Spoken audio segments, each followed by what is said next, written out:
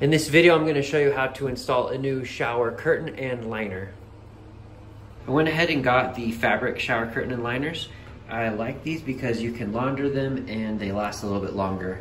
They also don't get as dirty as those plastic ones that can't really be cleaned well and kind of collect a lot of mold and stuff. So these work excellent for our rentals.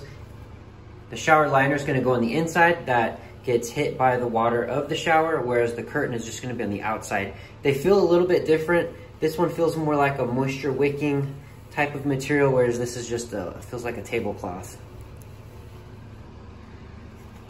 I also have these, which will hook onto the curtain rod and hold the liner and the curtain.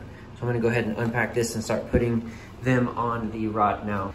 I have some old ones I'm going to remove real quick too. Okay, I just finished putting all of these shower curtain holders on. I had one break, which is unfortunate, so I might have to use one of the ones that I took off. It won't match, but it'll be pretty camouflaged in the middle, I think, or on the side.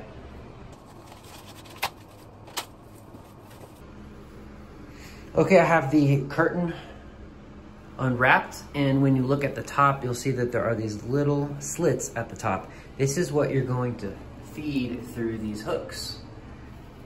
So what I did was, to make your life easy, make all of your hooks pointed the same direction. So I pointed them towards the inside, and then you start hanging them all just like this.